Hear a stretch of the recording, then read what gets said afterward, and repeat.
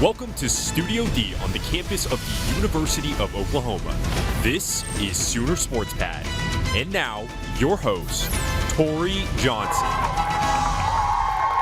Welcome back to Sooner Sports Pad. Thanks for joining us for another Monday. And of course, you know these guys, Josh Calloway and Lauren Linville. Who else do we have on set with us? Yeah, we have some members from the President's Community Scholars, better known as PCS, loud and proud, ready to be here and cheer everybody on. Yep, they're fired up, they're ready to go, and they should be. We have two very special guests. We're joined by OU rowers Nina Chisholm and Taya Elliott Fox.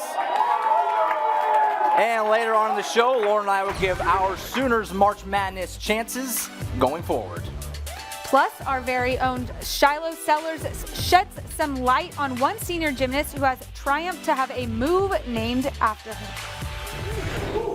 It was the rematch we've been waiting for, the Oklahoma women's gymnastics team versus the UCLA Bruins, but this time it was the Sooners who came out on top. OU redeemed themselves against the team who beat them out by about a third of a point for the 2018 National Championship right here in Norman. The Sooners' stellar performances in their vault and bar rotations propelled them to the lead. They had a slightly less than perfect showing on the beam, which allowed UCLA to tie up the score heading into the final rotation. That's when the Sooners proved why they are number one. They performed one of the best floor routines OU has ever seen, closing out the meet, defeating UCLA 197-775 to 197-575. On top of the incredible win, the OU women's gymnastics team did it all in front of 10,177 fans, shattering their previous attendance record. Lauren, break this down for us. How did they do so great? Well, Tori, like you said, sweet revenge for the Sooners yesterday. And, you know, you said that they were tied and going into the last event, but they came out on top when it matters most, as usual, like we've seen them do always. Each Sooner topped a 9-8 on floor to seal the deal, and then OU's Maggie Nichols at 9-9-7-5 on beam gave the Sooners their only individual event win, but it didn't matter because the ladies as a whole won vault and bar. And then senior Brenda Dowell was Oklahoma's all-around gymnast with a 39.5, while Olivia Troutman recorded a 9.950 on floor as the Sooners' best. An incredible performance from the women. But let's talk really quick about men's gymnast Yul Muldauer. On Saturday, he claimed his third consecutive American Cup all-around title. He beat out his USA Gym teammate Sam Mikulik by .001. That's the smallest margin in American Cup history. So even though the men weren't competing, Yul showed out for them, and they had a great weekend overall for gymnastics. Yep. Yul's a monster, we know that. Women's gym, one of the biggest wins any team has had on campus this year, probably. Speaking of big wins, men's basketball got a big win. They beat West Virginia on Saturday. I think they need to get their dancing shoes ready. March Madness is becoming more of a reality. That was a huge resume builder for the Sooners. It was senior day at the LNC, and a senior guard, Aaron Calixte, the transfer, he was great. 22 points for him. He was fantastic. Jamal Bienemy, the freshman, he had 22 as well, proving he's going to be a problem in the Big 12 for years to come. Christian Dooley had 15, Brady Manick had 14, and the team played fantastic. Their third win in their last four, 92-80. They got revenge on the Mountaineers, and they can get a huge resume boost tomorrow night. The Kansas Jayhawks in town for the final home game of the year. A chance to get a huge win in their final home game. And that game is free for students, so students need to really show out for them tomorrow. 10,000 plus at women's gym. Could get that same number tomorrow for the OU Kansas basketball game. Why not? Well, speaking of basketball, Sports Pad's Madeline Roberts got to catch up with Anna Yunusa of the women's basketball team. Let's hear what the sophomore star had to say heading into the Big 12 tournament. Hi, welcome to Madeline's Minute. I'm Madeline Roberts here with OU Women's Basketball's Anna Yunusa. Anna, thanks for joining me today. Thanks for having me. All right, my first question for you is, it was senior night for you guys today. How much are you going to miss the two seniors on your team? I'm going to miss them a lot. They're really just joyful people and really team-orientated. They've gotten me through a lot this past 2 years. It was also the last game at the LNC for this season. What's the season been like just playing here at home for you guys? It's been, a lot of ups and downs. We appreciate the fans for always coming back and supporting us. We're ready for next year, get better next year. Yeah, you have such a young team, so how bright is the future for this team? It's really bright. We have a lot of threats on our team and a lot of room for growth, and I think it's going to be great for us. You guys have one more regular season game, and then it's to the Big 12 tournament in Oklahoma City. What are you looking to maybe change to go into that tournament and have the best outcome you possibly can? I just think that we just need to continue how we played the other 2 games. We went in there and made the fight, and as long as we do that, we're going to be good. You guys had a rough stretch during the season where you lost a lot of games in a row, but you came back and started winning some games. What was it like to kind of get through that and start winning again? It was a big relief just to be able to go out there and, I mean, we have fun even when we lose, but just to finish it out with a win, it's a lot different, and the environment's different too. So it's a lot of fun. Cool. That was 1 minute. Thanks. Looking ahead to this week's Sooners schedule in Norman. If you miss the softball team over the weekend, you have another chance tomorrow. They take on McNeese at 3. And one last chance to see the men's basketball team in action for the Big 12 tournament. They play the Jayhawks Wednesday at 8. The women's tennis team is back at home again Friday with a match against Tulsa. And you can catch Yule Moldauer and the rest of the men's gymnastics team at home versus Illinois at 4. You won't want to miss it. But we have a couple of girls from the rowing team here tonight, and they have their first regatta coming up later this month. They'll be heading up to New Jersey for Cooper Springs. So we wish them the best of luck, and hopefully you guys stay warm up north. But we had some of that cold weather roll in Norman this past weekend, and it kind of took its toll on the softball team's home opener. Lauren, how did they do in the games that they got to play? Well, let me tell you, it doesn't get boring watching Sooner softball ever. They were forced to cancel both of their games on Saturday, but Friday resulted in a pair of ranked wins, making that 36 straight home wins. First, they shut out number 23 Oregon State 3-0. Mariah Lopez struck out 8 opponents while Shannon Sale added another one herself. And then Sydney Romero managed a 3rd inning homer, racking in her 6th home run of the season. It seemed to be home run town that night. The Sooners topped number 11 Louisiana 9-1 in run rule fashion. Valley drove in multiple runs with a 2-run homer. Shay Knighton added a home run herself. And then Sammy Skelly had her first collegiate hit that happened to be a home run too. So a fantastic night, a walk-off victory. Great day for Sooner softball. Yeah, they always win. Same old with them. Sticking on the diamond, OU baseball had a monster weekend. They played Columbia 4 times in 2 days, blew them out 4 times. It was a huge weekend for OU baseball. They took the Columbia Lions down, sent them up northeast, sent those Ivy Leaguers packing with 4 blowout losses. Game 1, Friday, Cade Cavalli dazzled them out, 6 shutout innings. Zaragoza and Briley Ware were fantastic, had 5 RBIs between them. OU won Game 1, 12-3. Game 2, that night, Tyler Hardman hit 2 home runs, had 4 RBIs. OU won Game 2, 9-1. Saturday, Game 1 of that day, Levi Prater threw 6 shutout frames. Tanner Treadaway went 3 for 2 RBIs. They won that one 9-0. And then Game 4, they took a chill pill, only won that one 6-2. Huge weekend. They beat Columbia 4 times in 2 days, as I mentioned. They're 11-1 to start the season, and they'll have Dallas Baptist tomorrow. Fabulous start to the season. Don't sleep for on Oklahoma baseball. Great start. Well, hopefully they can keep that win streak rolling, but we're about to roll into some commercials, but stay with us because up next you're going to hear from the rowers on set with us, and we'll take a closer look at a special women's gymnastics player. Stay with us.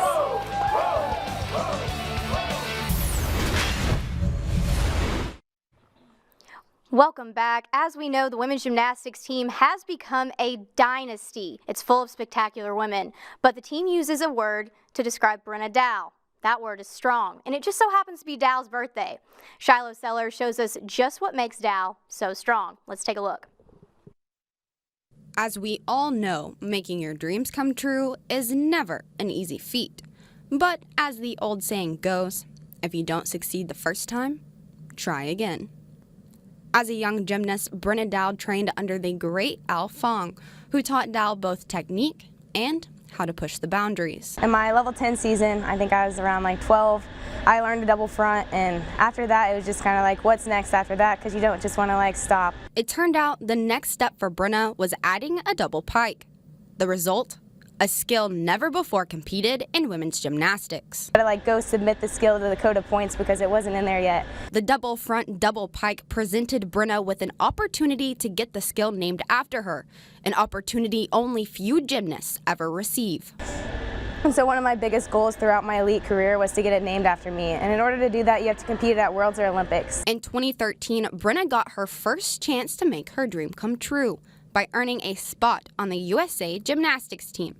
But due to a rule limiting number of competitors, a switch in the roster took away Brenna's chance to compete and to accomplish her goal.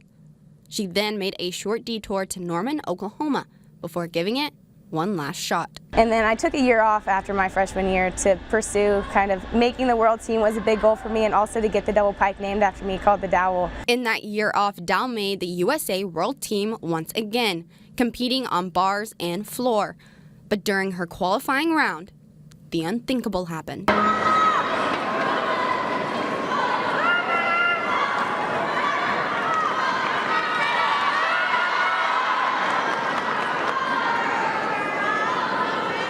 A technical glitch and miscommunication resulted in a rarity in the gymnastics world: no music. I don't know if I was hearing things or what, but I thought I heard Marta or someone in the audience say, just go, just go. So I ran onto the floor because there were like 5 seconds left and I didn't want to get a 0. Dal danced to the beat of claps resonating from the audience as she successfully finished her routine and landed her double front, double pike, now known as the dowel.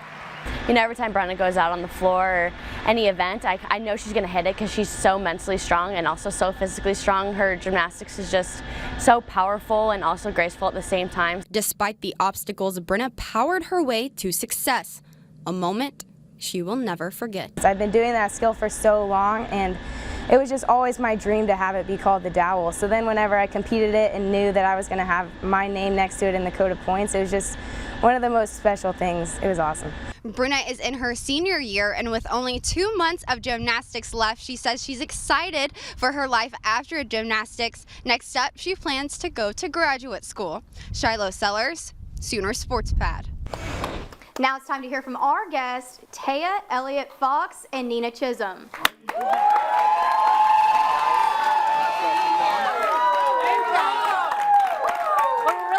Have you guys here, but let's go ahead and start off. You both are seniors, and on Saturday, seniors were honored for their final season. And a change in pace here. They donated a boat for the first time in program history. Kind of tell us how meaningful that was and what it's like to have been on the team for all 4 years.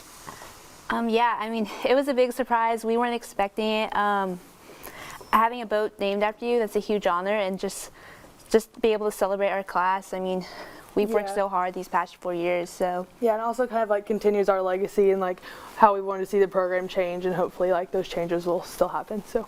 Very cool. Good stuff. Looking forward to that senior year. You guys got back in action at Kansas State in scrimmage. How excited, how nice was to get back out there on the water, and also just what are some expectations and some goals for this season?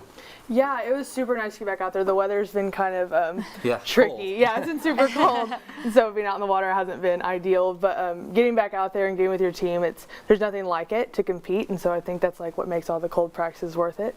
And so just really looking forward to seeing how we do just going forward. Good stuff. Yeah.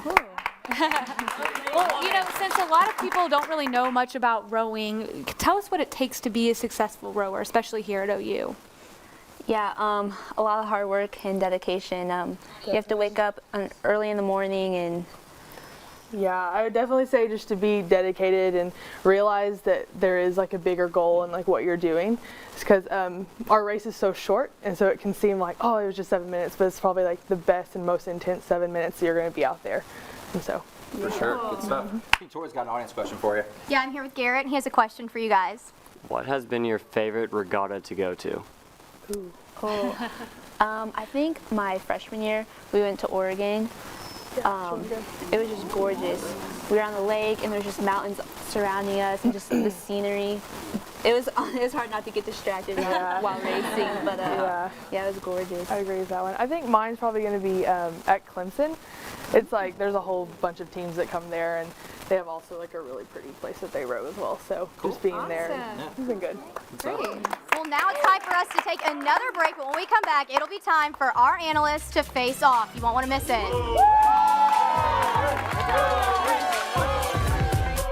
Thanks to our cornerstone television partners, OU Medicine, Anheuser-Busch, OU Extended Campus, and our community partners, Landers Auto Group, Devon Energy, Coca-Cola, and OU Medicine. It's time for Face Off, where our two analysts will go at each other when I give them some random sports questions. question. So are you guys ready for this? I think so. For sure. Okay, gotcha. Okay, well, Josh mentioned it earlier. The basketball team redeemed themselves against West Virginia, picking up another big win. So face-off question number 1. What does the team need to do to make sure that they make the NCAA tournament? Lauren, what do you got? Well, we have seen them struggle a little bit so far this season, but their victories are really incredible. And, they have a huge chance to prove themselves tomorrow at home against number 15 Kansas. And then they'll go to Manhattan on Saturday to take on 16 Kansas State. And I think that they need to secure one of the next 2 games and win to really secure their chances to make it to the tournament. I'm not saying that they're not in a good place right now, because they really are, but to really indefinitely decide that they will make it and have a good chance of being a higher seed, they need to win either the game against Kansas State or against Kansas. So, weighing out the chances here, I really think that they need to win one of their next 2. I see what you're saying, but I think they're in. I don't think they need to do anything. I think they've already earned their spot in March Madness. They won 18 games last year in a stronger field and made a tournament. Guess how many wins they got this year, Lauren? 18 wins. They're already there, and it's a weaker field than last year. So I think if you beat Kansas State, that's nice. I think they do beat Kansas tomorrow, actually, for what it's worth. But I don't think they need to. I think they're going to make the tournament no matter what happens over the next couple of games. I think they're set. Get the dancing shoes ready. March Madness is happening. Guess time will tell, Josh. Yeah, we'll see. Okay, well, I'm back here with Garrett. The camera can't get enough of him tonight. And he's got your next face-off question. Which former Sooner would you rather have on your team, Buddy or Trey? All right, good question. I just want to say, no disrespect to Buddy right now, but I think I'd rather have Trey Young right now. On Friday, he had 49 points and 16 assists. That lines up with Michael Jordan and LeBron James' first years in the NBA. He's in good company with Oscar Robinson, Magic Johnson, and Allen Iverson, with his averaging 18 points and nearly 8 assists per game. And Buddy's been in the league for 4 years, and he's just now posting close to Trey numbers. So I think that Trey Young right now is the better choice. No disrespect to Buddy, love him, but I'd rather have the rookie that's doing this in his first year than somebody who's been here for 4. Yeah, even with the age difference, I'm going with Buddy Buckets. I'm going Buddy Hield. He got drafted by the Pelicans. Does that even count as a first year? They're a dumpster fire. They've got nothing going on. He got traded to the Kings. Since then, he has flourished. He's so much better in Sacramento. Him and De'Aaron Fox, Marvin Bagley forming a nice trio out there. He's averaging 21 a game, shooting 44% from 3, getting 5 rebounds a game. Plus, just who doesn't love Buddy Hield? He's the nicest guy ever. Nobody's going to outwork him. He's going to continue to get better. He's still only 25 years old. He's not an old man. He's still very young. He's going to be really good for a long time. Give me Buddy Hield. I want Buddy Hield on my team. Sounds like the audience loves Buddy too. But okay, it's time for the final step in face-off, viral videos. Lauren, show me what you got. All right, well, teams were fighting for Bryce Harper all offseason, and he finally decided to sign with the Phillies on a $330 million contract. But I think that his championship aspirations are a little out of line. Let's check it out. What it's all about. That's what I want to do. We want to bring a title back to DC. I want to be on Broad Street on a freaking boat or whatever, a thing, bus, whatever it is. We want to bring a title back to DC. Okay, so if I had to think of this and compare it, I would say it's like telling your current significant other, or calling your current significant other by your ex's name, right? Yeah. It's pretty rough. Well, lucky for him, he's got 13 years to figure out where he's playing baseball. So we're in the spring here, and we all love our spring sports here at OU, but let's not kid ourselves. This is a football school. We're at the University of Oklahoma. We love football, and sometimes I miss it. I know everybody here misses it, and we can all empathize with this little girl who just misses football. Let's check it out. What are you watching? Football? Watching the news. No, they're watching football. I am? I love football. Oh, well, football season's over. No, I love football. Well, it's all over now, honey. We had the Super Bowl, and it starts again in the fall. Aww. You miss football? I miss it. Oh. You miss football, Mommy? Not really. But I miss football. That's me every weekend right there. Somebody could tell her about the AF or the fact that OU spring game is in 1 month. Let's go. Football's almost back. Well, I'm glad that you you've hopped on the bandwagon of kid videos, Josh. Hey, It's good to see. It was adorable. Came Okay, from me. good stuff, guys. But now it's time to vote for the winners. Our audience will cheer the loudest for who they think won. So if you thought it was Lauren, go ahead and give it up. That's rigged. The people you didn't talk to are going to root for me. Are going to jump here for me. Okay, we've got some Ken's pretty got my back. fired Come up on, fans Ken. for Lauren Linville. Okay, Come on, now Ken. if you think Josh was the winner, go ahead and cheer. Let's go. That one's close. Oh, that's so close. You know what? I'm going to give it to Lauren since it was that close. She finally won a face-off. Had to give it to her, but we're going to go to our next vlog where we're going to find out how well our guests know each other. Don't go anywhere.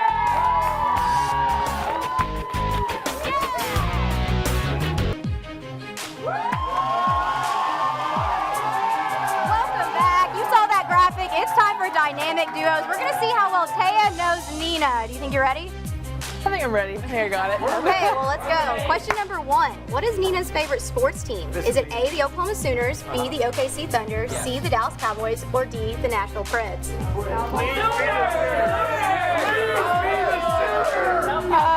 Okay, I'm gonna go with the OKC Thunder. Okay, let's see. Okay, you can bounce back on this one. Question number 2. If Nina was an animal, what would she want to be? A, cheetah, B, monkey, C, shark, or D, dolphin? Oh yeah, for sure a dolphin. Okay. A dolphin. You got it. Okay, 1 first play. Question number 3. What is Nina's special talent besides rowing? Is it A, she can lick her elbow, B, she can wiggle her ears, C, she can tie a cherry stem with her tongue, or D, she's a really good dancer? It's gonna be C. I'm The cherry stem? Heck yeah! Okay, well, that is all the time we have for that, but you won. You came out on top. Thank you for joining. Be sure to follow us on social media and catch up with OU Sports all week, and be back next week. Thank you.